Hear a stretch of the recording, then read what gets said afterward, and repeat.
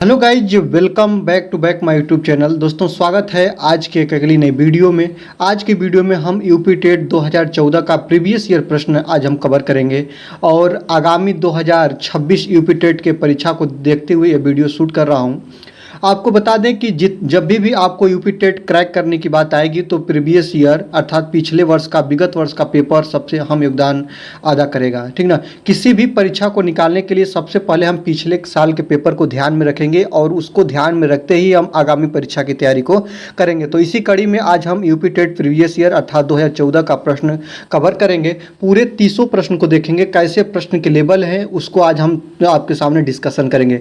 तो वीडियो में पूरा अंत तक आप बने रहिए। वीडियो अच्छी लगे तो लाइक करिएगा, चैनल पे अभी तक नए हैं तो चैनल को सब्सक्राइब करके बेल आइकन को प्रेस करेंगे। चलिए, यहाँ पे सबसे पहले हम लोग यहाँ पे पहला प्रश्न देखेंगे। 121 से लेकर आपका 150 तक के जो प्रश्न होते हैं वो आपका ईवीएस अर्थात पर्यावरण अध्ययन से आते हैं और इसी क्रम में मैंने इसको रखा है। ठीक ना। तो वायुदाब नापने वाला यंत्र किस नाम से जाना जाता है, यही आपको बताना है कि जो वायुदाब होता है उसको मापने वाले यंत्र को क्या बोलते हैं। बैरोमीटर बोलते हैं कि थर्मामीटर बोलते हैं कि सिस्मोग्राफ बोलते हैं कि आपका हाइग्रोमीटर बोलते हैं। आपको यही बताना है। तो वायुदाब मापने वाला जो यंत्र होता है वो बैरोमीटर होता है। ऑप्शन नंबर ए आपका बिल्कुल सही हो जाएगा। ठीक, इस बात को आप ध्यान रखेंगे। आगे बात करेंगे जो थर्मामीटर होता है। थर्मामीटर जो होता है मानव शरीर का तापमान नापता है। क्या नापता है? मानव शरीर का जो तापमान मापने का कार्य करता है। क्या करता है?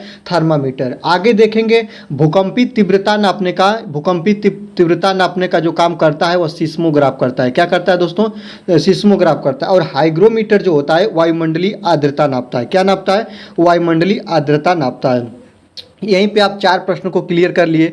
वायुदाब मापने वाला यंत्र बैरोमीटर होता है, मनुष्य का तापमान मापने वाला जो यंत्र होता है थर्मामीटर होता है, और भूकंपी जो तीव्रता नापने का काम सिस्मोग्राफ से होता है, और वायुमंडलीय आर्द्रता नापने का कार्य क्या होता है दोस्तों? तो हाइग्रोमीटर से होता है। ठीक है, ऑप्शन नंबर ए इस प्रश्न का बिल्कुल करेक्ट आंसर हो जाएगा। चलिए सेकंड नंबर की बात करते हैं। ठीक ना।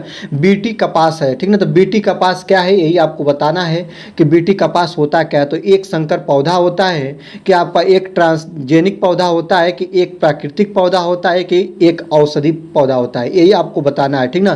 तो जो बीटी कपास होता है ना, याद रखेंगे, जो बीटी कपास होता है यह जो होता है गुजरात वाले जगहों पे ज़्यादा उगता है। गुजरात जैसे तटीय समुद्र तटीय वाला इलाका जो होता है इसके लिए बेस्ट होता है। और आपको बता दूं कि यह जीवाणु की उपस्थिति के कारण पौधे में कीटनाशक पैदा करने की क्षमता का विकास होता है। इसी कारण तो जो बीटी कपास होता है यह ट्रांसजेनिक पौधा होता है। कैसा पौधा होता है दोस्तों? ट्रांसजेनिक पौधा होता है। ऑप्शन नंबर बी आपका बिल्कुल करेक्ट आंसर हो जाएगा। आगे देखेंगे, अगला है कि कौन सा वायुमंडलीय प्रदूषक अम्लीय वर्षा का मुख्य कारक है, यही आपको बताना है। तो सबसे पहले मैं बता दूं, वह वर्षा जिसका पीएच मान 5.2 हो या इसके नियर अबाउट हो उसको हम लोग अम्लीय वर्षा का नाम देते हैं। इस बात को याद रखेंगे।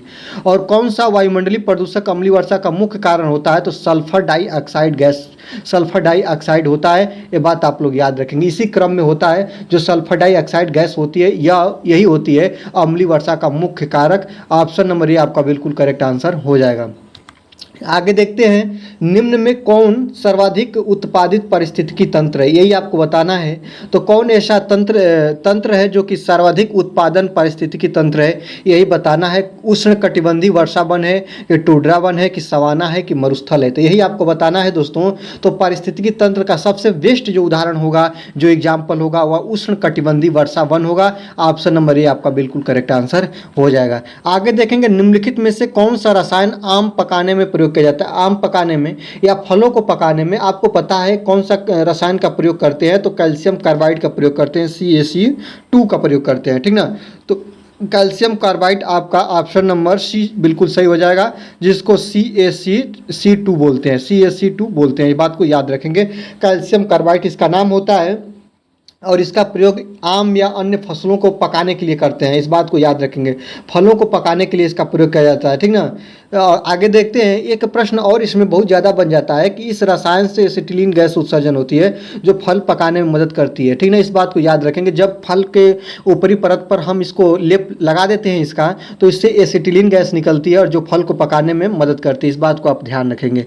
आगे देखते हैं, कौन सी बीमारी दूषित जल पीने से होती है, यही आपको बताना है। कौन सी बीमारी होती है जो दूषित जल के पीने से होती है? तो आप देखिएगा, एड्स होता है, कि आपका एनीमिया होता है, कि आपका टाइफाइड होता है, कि आपका टिटनेस होता है। ठीक ना, तो दूषित जल के सेवन से होता है क्या दोस्तों? तो दूषित जल के सेवन से टाइफाइड होता है। ऑप्शन नंबर सी आपका बिल्कुल करेक्ट आंसर हो जाएगा। आगे देखते हैं, निम्नलिखित में से कौन सी गैस ग्रीन हाउस गैस नहीं है? यही आपको बताना है कि कौन ऐसी गैस है जो ग्रीन हाउस गैस नहीं है। आपको बता दें, ग्रीन हाउस गैस वह गैस होती है जो पृथ्वी की सतह को गर्म रखती है। क्या रखती है दोस्तों? गर्म रखती है। और ग्रीन हाउस गैसें मुख्य रूप से 4 प्रकार की होती हैं। कौन कौन सी होती हैं? ध्यान रख लीजिए और आज देख लीजिए। मुख्य रूप से आप ध्यान रखेंगे, मेथेन होता है जिसको CH4 बोलते हैं। इसके बाद कार्बन डाइऑक्साइड गैस CO2 होता है। फिर आपका नाइट्रस ऑक्साइड N2O होता है। और इसके बाद क्लोरोफ्लोरोकार्बन CFC होता है। ये आपकी होती है ग्रीन हाउस गैसें। और कौन इसमें नहीं है, यही बताना है। तो कार्बन मोनोऑक्साइड गैस नहीं है, जिसको CO बोलते हैं, जो वाहन के साइलेंसर से निकलता है, जो काफ़ी प्रदूषित धुआं होता है। ठीक ना, ऑप्शन नंबर सी आपका बिल्कुल करेक्ट आंसर हो जाएगा। यह रिपीटेड प्रश्न है आपका। मैं बता दूं, 2011 में जो प्रश्न हुआ था उसमें भी ये प्रश्न बना है। ठीक ना, तो इसी में रिपीट हुआ प्रश्न है, इसको आप ध्यान रखेंगे। आगे देखते हैं, इनमें से कौन द्विबीजपत्री पौधा है? ठीक ना, तो जो आपका द्विबीजपत्री पौधा बताना है। बांस है, कि केला है, कि गन्ना है, कि सरसों है, यही आपके सामने है। तो आप इसको बताएंगे कि इसमें से द्विबीजपत्री पौधा क्या है। आपको ध्यान से जब इसको देखेंगे तो वे फसलें जिनके 2 बीज पत्ते वाले होते हैं, उससे 2 दल होते हैं, उन्हें द्विबीजपत्री पौधा बोलते हैं। जैसे सरसों हो गया, अरहर हो गया, मटर हो गया, चना हो गया, ये सभी क्या है? द्विबीजपत्री पौधा है। तो ऑप्शन नंबर कौन आपका सही हो जाएगा? डी सही हो जाएगा, जिसमें क्या है दोस्तों? सरसों है। ऑप्शन नंबर डी आपका बिल्कुल सही हो जाएगा। इसकी जो फसलें होती हैं, जो इसका बीज होता है, इसमें द्विबीजपत्री पौधा होते हैं। इसमें बीज के 2 भाग होते हैं, इसी कारण इसको द्विबीजपत्री पौधा का नाम हम देते हैं। जैसे मटर हो गया, मटर में भी इसी क्रम में, जब मटर के बीज को आप तोड़िएगा तो इसमें 2 भाग होता है। ठीक है, जैसे गोल मटर होता है, इसमें 2 भाग होता है, इसी कारण इसको द्विबीजपत्री पौधा का नाम देते हैं। ठीक है, आगे देखते हैं, 129 नंबर की बात करेंगे कि पौधे में जल का अधिग्रहण किसके माध्यम से होता है? तो आपको पता है, काफी रटा रटाया प्रश्न है और बहुत बार बना है कि पौधों में मिट्टी से जल का अवशोषण तथा संचरण जाइलम नामक ऊतक से होता है। और बिल्कुल इसमें correct answer option number A हो जाएगा। जो जाइलम नाम का ऊतक होता है, इससे ही पृथ्वी से जल जो होते हैं अधिग्रहण होते हैं पौधों में। ऑप्शन नंबर ए आपका बिल्कुल करेक्ट आंसर हो जाएगा। आगे देखते हैं, 130 नंबर की बात करेंगे। कौन सा 130 नंबर की बात करेंगे, कौन सा प्रथम साहित्य स्रोत है? यही आपको बताना है। प्रथम साहित्य स्रोत जो है ऋग्वेद है। बिना किसी को हम पढ़े सबसे पुराना जो वेद है ऋग्वेद है, या प्रथम साहित्य स्रोत जो है ऋग्वेद है। ऑप्शन नंबर ए आपका बिल्कुल सही हो जाएगा। ऋग्वेद के बारे में बात करें तो ऋग्वेद में कितने मंडल हैं? 10 मंडल है। इसको आप लोग याद रखेंगे। ऋग्वेद में कितने मंडल? 10 मंडल हैं और इसमें 1028 क्या है? सूक्तियाँ। इसको आप ध्यान रखेंगे। 10 मंडल और 1028 सूक्तियाँ और सबसे पुराना वेद या प्रथम साहित्य स्रोत ऋग्वेद को बोलते हैं। ऑप्शन नंबर ए आप ध्यान रखेंगे, सभी प्रश्न इससे बन सकते हैं। आगे देखते हैं कि वायुमंडल में 99% भाग पर किन 2 गैसों का विस्तार है? आपको मैं सबसे पहले बता दूं, वायुमंडल में जो आपका सबसे ज़्यादा पाई जाती है वह नाइट्रोजन गैस पाई जाती है। कितने परसेंट? 78%। इसके बाद आपका ऑक्सीजन गैस पाई जाती है 21%। और इसके बाद आपका अन्य गैस आता है, जैसे आपका मेथेन हो गया, CFC हो गया। अन्य गैसें में 1% में अन्य गैसें अर्थात ETC में आता है। तो यही कहा है कि किन 2 गैसों का विस्तार सबसे ज़्यादा है, अर्थात 99% पर है। तो आपको पता है कि 78% है, 21% है, 8 1 9 और 7 2 9। ठीक है, तो क्या हो जाएगा? 99% पे क्या है दोस्तों? नाइट्रोजन है। और क्या है दोस्तों? ऑक्सीजन। यही आपको बताना है। तो इसमें से आपका क्या सही हो जाएगा? यहाँ पे अगर आप ध्यान से देखेंगे तो आपका ऑक्सीजन और नाइट्रोजन सही होगा। ऑप्शन नंबर बी आपका बिल्कुल सही हो जाएगा। ठीक ना, ऑक्सीजन और प्लस के नाइट्रोजन इक्वल टू यही क्या है दोस्तों? 99% है। राइट बात, बी नंबर ऑप्शन आपका सही हो जाएगा। आगे देखते हैं, आगे है कि पर्यावरणीय अध्ययन में शैक्षणिक भ्रमण का मूल उद्देश्य क्या होता है, यही आपको बताना है। शैक्षणिक अनुभव, शैक्षणिक जैसे पर्यावरणीय अध्ययन में शैक्षणिक भ्रमण, भ्रमण का मतलब होता है घूमना, ठीक ना। तो पर्यावरणीय, अगर पर्यावरण का शिक्षा, आप पर्यावरणीय संबंधित शिक्षा को पढ़ रहे हैं और उसमें शिक्षक द्वारा आपको ग्रामीण इलाका या कोई भी वन या कोई भी पार्क घुमाया जा रहा है, तो आपको उसका क्या उद्देश्य है घुमाने का? तो बच्चों की ऊर्जा को विकसित करना, ये उद्देश्य है। कि छात्रों के लिए प्रत्यक्ष अनुभव देना, कि समाजीकरण को बढ़ावा देना, कि टीम भावना बढ़ाना। तो ध्यान रखिएगा, पर्यावरणीय अध्ययन में शैक्षणिक भ्रमण का मूल उद्देश्य होता है कि बच्चे को प्रत्यक्ष चीज़ों को दिखाकर और उस सीखने में मदद प्राप्त करें, ठीक ना। तो छात्रों के लिए प्रत्यक्ष अनुभव प्राप्त करना होता है। ऑप्शन नंबर बी आपका बिल्कुल करेक्ट आंसर हो जाएगा। आगे देखेंगे 133 नंबर की बात करेंगे। 133 नंबर क्या कह रहा है कि कार्यकी रूप से शुष्क मिट्टी की क्या विशेषता होती है, यही आपको बताना है, ठीक ना। तो कार्यकी रूप से शुष्क मिट्टी की विशेषता, इसमें अधिक जल होता है, यह इसकी विशेषता होती है।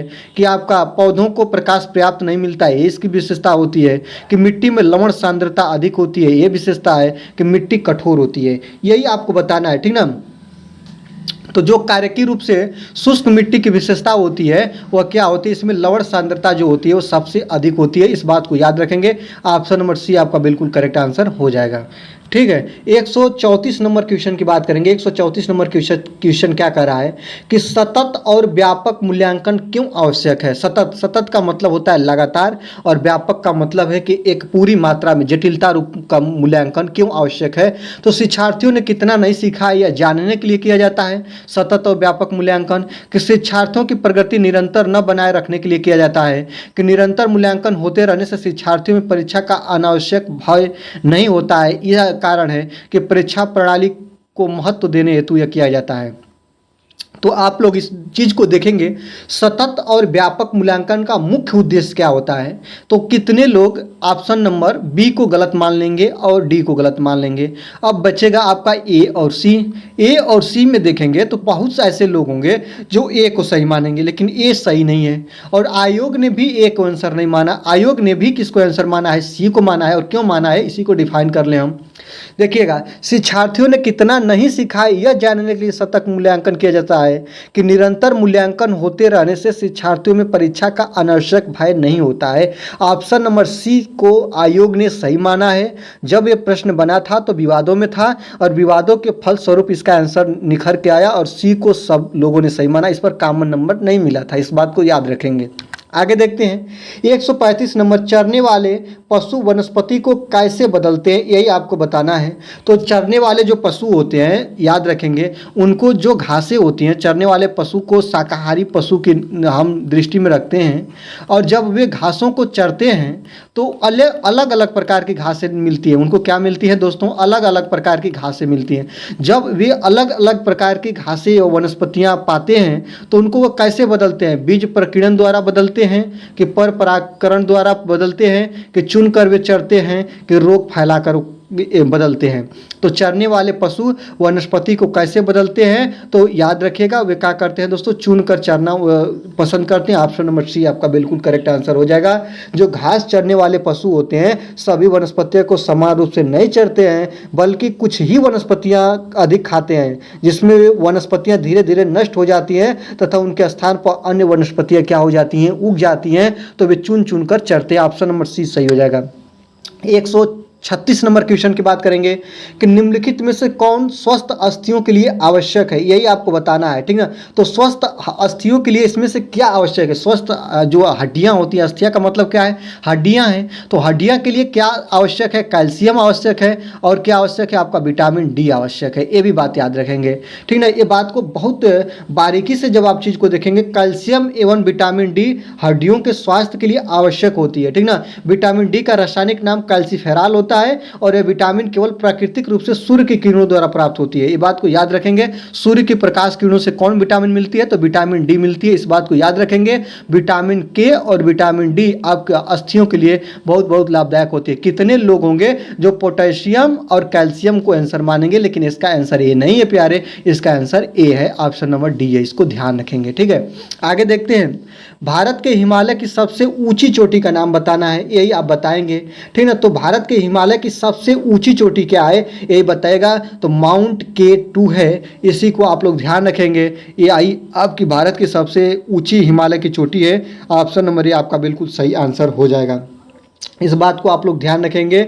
और इस चोटी की ऊंचाई के बारे में बात कर ले हम दोस्तों, तो इस बात को भी याद रखेंगे, 8611 मीटर है, इस बात को याद रखेंगे, 8611 मीटर है, ये बात को याद रखेंगे। इस चोटी को K2 के नाम से भी जानते हैं, और इस बात को ध्यान रखेंगे, ठीक ना। और इसी ऊंचाई को अगर हम नेपाल में कन्वर्ट करें, नेपाल की भाषा में इस ऊंचाई को देखें, ठीक ना, हिमालय की चोटी है जो नेपाल में स्थित है, इसकी ऊंचाई 8848 किलोमीटर है, 8848 मीटर है, सॉरी, इस बात को याद रखेंगे, यही चोटी, इस बात को ध्यान रखेंगे। आगे देखेंगे, आगे अगर हम बात करेंगे तो प्राथमिक स्तर पर शिक्षण की खेल विधि आधारित है। तो प्राथमिक स्तर पर शिक्षण की खेल विधि कैसी आधारित है यही आपको बताना है। तो विकास के मनोवैज्ञानिक सिद्धांत पर आधारित है, कि शिक्षण के समाजशास्त्री सिद्धांत पर आधारित है, कि शारीरिक शिक्षा कार्यक्रम के सिद्धांत पर आधारित है, कि शिक्षण विधि के सिद्धांत पर आधारित है। तो प्राथमिक स्तर पर जो शिक्षण की खेल विधि है, चाहे मॉन्टेसरी विधि हो, चाहे आपका फेनलेब की विधि हो, जो भी विधियां हैं, ठीक है, तो प्राथमिक स्तर पर शिक्षण विधि जो होती है, शिक्षण विधि के सिद्धांत पर आधारित होती है। ऑप्शन नंबर डी आपका बिल्कुल सही, जिसमें मॉन्टेसरी विधि सबसे बेस्ट विधि है, ठीक ना। और खेल खेल में जो सिखाई जाती है, बहुत सी विधियां हैं, तो प्राथमिक स्तर पर शिक्षण की खेल विधि आधारित होती है, तो शिक्षण विधि के सिद्धांत पर होती है। ऑप्शन नंबर डी आपका बिल्कुल सही हो जाएगा। वायुमंडल की सबसे निचली परत का नाम क्या है यही आपको बताना है। तो समताप मंडल है, कि ओजोन मंडल है, कि आयन मंडल है, कि आपका क्षोभ मंडल है, यही आपको बताना है। तो जो वायुमंडल की सबसे निचली परत होती है उसको हम लोग क्या बोलते हैं, क्षोभ मंडल बोलते हैं। ऑप्शन नंबर डी आपका बिल्कुल करेक्ट हो जाएगा। आगे देखते हैं, विटामिन सी की कमी से होने वाली बीमारी का नाम बताना है। तो विटामिन सी की जो कमी से होने वाला रोग है वह स्कर्वी रोग होता है, ठीक ना। इसमें मसूड़ों से खून आना, ये सभी इसके क्या है दोस्तों, लक्षण होते हैं, ठीक ना। तो शरीर में विटामिन सी की कमी से स्कर्वी नामक रोग होता है, जिसमें मसूड़ों से खून आने लगते हैं और जख्म जल्दी नहीं बढ़ते हैं, इस बात को याद रखेंगे। और विटामिन सी का रासायनिक नाम स्कॉर्बिक एसिड होता है, ये भी आप याद रखेंगे। चलिए आगे देखते हैं, भारत की प्रथम महिला आईपीएस अफसर कौन है, इन्हीं के नाम पे पिक्चर भी बना है और आपको पता है, ठीक ना। भारत की प्रथम आईपीएस महिला क्या है, प्रतिभा पाटिल है, कि आपका किरण बेदी है, कि पद्मा नायडू है, कि हंसा मेहता है। तो किरण बेदी याद रखेंगे, प्रथम आईपीएस अफसर जो दिल्ली से बिलोंग करती थी, Kiran Bedi. Option number B आपका बिल्कुल करेक्ट आंसर हो जाएगा, इस बात को आप लोग याद रखेंगे, ठीक ना। इस पांडिचेरी की राज्यपाल भी रह चुकी हैं, ये आप याद रखेंगे। चलिए 142 नंबर क्वेश्चन की बात करेंगे, कि असम का प्रसिद्ध एक से, यहाँ पे असम नहीं है दोस्तों, यहाँ पे आपका असम हो जाएगा, इस बात को याद रखेंगे। असम का प्रसिद्ध एक सिंग वाले गैंडे वाला वन्य जीव अभ्यारण्य कौन सा है यही आपको बताना है। कि असम में जो है एक सिंग के गैंडे के लिए संरक्षण के लिए काफ़ी प्रसिद्ध एक आपका अभ्यारण्य है, और उसको किस नाम से जानते हैं यही आपको बताना है, ठीक है। तो आप इसको अगर ध्यान से देखेंगे तो उसका नाम है Kaziranga national park. Option number C आपका बिल्कुल सही है। प्रश्न बहुत बार बना है कि असम में कौन सा अभ्यारण्य है, तो काजीरंगा नेशनल पार्क है, या काजीरंगा नेशनल पार्क में किसको सुरक्षित रखा गया है, तो याद रखेंगे यह जो पालन होता है एक सिंग वाले गैंडे के लिए। ऑप्शन नंबर सी आपका बिल्कुल करेक्ट आंसर हो जाएगा। आगे देखते हैं 143 नंबर की बात करेंगे, कि निम्नलिखित में से कौन सा आग्नेय चट्टान का उदाहरण है, आपको पता है, ठीक ना। बेसाल्ट, चूना पत्थर, स्लेट और ग्रेफाइट, तो आपका आग्नेय चट्टान का उदाहरण होता है बेसाल्ट, आप पढ़े भी होंगे। ऑप्शन नंबर ए आपका बिल्कुल करेक्ट आंसर हो जाएगा, ठीक है। 144 नंबर की बात करेंगे, पृथ्वी के वातावरण की किस सतह में ओजोन परत पाई जाती है, आपको पता है, ठीक ना। तो जो ओजोन परत होती है वह जो पाई जाती है, हिंदी की बात करें तो समताप मंडल में, समताप मंडल में। और ओजोन परत जो होती है यह सूर्य की पराबैंगनी किरणों को पृथ्वी पर आने से रोकती हैं। अगर यह पृथ्वी पर आ जाएंगी तो मनुष्य के त्वचा पे पड़ेंगी तो त्वचा कैंसर होगा। क्या होगा दोस्तों, इससे प्रभाव पड़ेगा त्वचा कैंसर का, याद रखेंगे। और यह कहाँ पे पाई जाते हैं, किस परत में पाई जाते हैं यही आपको बताना है, ठीक ना। तो जो यह परत होती है ना, स्ट्रेटोस्फीयर कही जाती है। क्या कही जाती है, स्ट्रेटोस्फीयर, या इसी को बोलते हैं समताप मंडल। क्या बोलते हैं, समताप मंडल, इस बात को याद रखेंगे, ठीक है। ऑप्शन नंबर बी आपका बिल्कुल करेक्ट आंसर हो जाएगा। आगे देखते हैं, सिख धर्म के संस्थापक निम्न में से कौन कहे जाते हैं? गुरु तेग बहादुर, गुरु गोविंद सिंह, गुरु अर्जुन देव, गुरु नानक देव। ठीक ना, आपको पता भी है। ठीक ना, सिख धर्म की स्थापना गुरु नानक देव ने की थी। यह बहुत इंपॉर्टेंट प्रश्न है। और गुरु नानक देव कहाँ से बिलोंग करते थे? तो इनका जन्म पंजाब में हुआ था, पंजाब के तलवंडी नामक स्थान में हुआ था। याद रखेंगे 1469 में। ठीक है, इनका जन्म कहाँ? 1469 में। कहाँ? तो दोस्तों पंजाब में। पंजाब में एक जगह है जिसका नाम है तलवंडी। और सिख धर्म के यही क्या कहे जाते हैं दोस्तों? संस्थापक कहे जाते हैं। इनका नाम है Guru Nanak Dev. Option number D आपका बिल्कुल करेक्ट आंसर हो जाएगा। आगे देखते हैं, भूकंप की तीव्रता नापने वाला यंत्र का नाम बताना है दोस्तों। तो भूकंप की तीव्रता फिजियोग्राफ से नापा जाता है, सिस्मोग्राफ से, कि कार्डियोग्राफ से, कि बैरोग्राफ से, यही आपको बताना है। तो भूकंप की तीव्रता मापने का जो यंत्र होता है आपको पता है वह सिस्मोग्राफ होता है। क्या होता है दोस्तों? सिस्मोग्राफ होता है, जिसको भूकंप लेख मापी का नाम भी हम देते हैं। ऑप्शन नंबर बी आपका बिल्कुल सही हो जाएगा। और जो इसका पैमाना की बात कर लें दोस्तों, पैमाना भी याद रखिएगा। भूकंप लेख मापी का जो पैमाना होता है वह बहुत इंपॉर्टेंट है, रिक्टर पैमाना के नाम से जाना जाता है। किसके नाम से? रिक्टर पैमाना के नाम से। आपसे पुनः एक बार हम निवेदन करेंगे, छोटा सा मेरा विनम्र निवेदन रहेगा कि अगर आप चैनल पर नए हैं तो चैनल को जरूर से जरूर सब्सक्राइब कर लीजिए। वीडियो अच्छी लग रही है तो लाइक कर लीजिए और दोस्तों के साथ शेयर करिए, क्योंकि यह वीडियो और लोगों के लिए बहुत बहुत मददगार होगी। चलिए आगे देखते हैं। 147 नंबर क्वेश्चन देखेंगे, दक्षिणी गोलार्ध का सबसे लंबा दिन किस दिन होता है? यही आपको बताना है। 21 मार्च को, 21 जून को, 23 सितंबर को, 22 दिसंबर को आप बताएंगे। और इम्पॉर्टेंट है प्रश्न दोस्तों कि 22 दिसंबर को दक्षिणी गोलार्ध में सबसे लंबा दिन होता है, क्योंकि इस तिथि को सूर्य का प्रकाश मकर रेखा पर लंबवत पड़ता है। यह बात याद रखेंगे, ठीक ना। और यह घटना मकर संक्रांति कहलाती है, इस बात को भी याद रखेंगे। और दक्षिणी गोलार्ध का सबसे लंबा दिन जो होता है 22 दिसंबर होता है। ऑप्शन नंबर डी आपका बिल्कुल करेक्ट आंसर हो जाएगा। क्यों होता है आपको यह भी बता दिया कि जो सूर्य का प्रकाश होता है मकर रेखा पर सब लंबवत पड़ता है, इसी कारण। आगे देखते हैं, 148 नंबर क्वेश्चन की बात करेंगे कि सत्यार्थ प्रकाश के लेखक कौन है? यही आपको बताना है। तो ऑप्शन आपके सामने है कि स्वामी दयानंद सरस्वती जी हैं, कि स्वामी विवेकानंद जी हैं, कि राजा राम मोहन राय जी हैं, कि मदन मोहन मालवीय जी हैं। यही बताना है। ब्रह्म समाज की स्थापना 1828 में राजा राम मोहन द्वारा की गई थी। याद रखेंगे, सती प्रथा जैसी प्रथाओं को खत्म करने का श्रेय इन्हीं को जाता है। बहुत इंपॉर्टेंट है, इसको आप याद रखेंगे, ठीक ना। और मदन मोहन मालवीय जो बेच्चू, ठीक ना, बनारस यूनिवर्सिटी, और ये सब आप लोग ध्यान रखेंगे, इनके लिए इंपॉर्टेंट है। इसके स्थापनाकर्ता यही हैं, इसको आप ध्यान रखेंगे। और सत्यार्थ प्रकाश के जो लेखक हैं वह स्वामी दयानंद सरस्वती जी हैं, इस बात को याद रखेंगे। और स्वामी दयानंद सरस्वती जी हैं, और याद रखेंगे सत्यार्थ प्रकाश के जो ये रचना किए थे 1875 में किए थे, इस बात को याद रखेंगे। आर्य समाज की स्थापना किए थे, इस बात को याद रखेंगे। आर्य समाज की स्थापना 1875 में किए थे, सॉरी, इस बात को याद रखेंगे। आर्य समाज की स्थापना, ठीक ना, आर्य समाज की स्थापना। और इनका ही वक्तव्य है कि वेदों की ओर लौटो, इसमें भी बात याद रखेंगे। यही कहे हैं कि वेदों की ओर लौटो, या किसका नारा है वेदों की ओर लौटो? तो ये है दोस्तों लौटो, यह है स्वामी दयानंद सरस्वती जी का। सत्यार्थ प्रकाश के लेखक हैं। 1875 में आर्य समाज की इन्होंने स्थापना की है। बहुत इंपॉर्टेंट है, इस बात को याद रखेंगे। चलिए आगे देखते हैं, बिहू भारत के किस राज्य का लोक नृत्य है? आपको पता है दोस्तों कि जो असम की बहुप्रसिद्ध है, बहुत एक बड़ा सा अच्छा एक टॉपिक है। असम की बहुप्रसिद्ध है, या असम बिहू राज्य का लोक नृत्य है, ऐसे याद रखेंगे। जो बिहू भारत के किस राज्य का लोक नृत्य है? तो यह है भैया असम का, याद रखेंगे। ऑप्शन नंबर बी आपका बिल्कुल करेक्ट आंसर हो जाएगा, इस बात को याद रखेंगे। आगे देखेंगे, 150 नंबर क्वेश्चन की बात करेंगे कि खाद्य श्रृंखला के परस्पर समूह को क्या कहा जाता है? यही आपको बताना है, ठीक ना। तो खाद्य श्रृंखला के परस्पर समूह को खाद्य जाल का नाम देते हैं।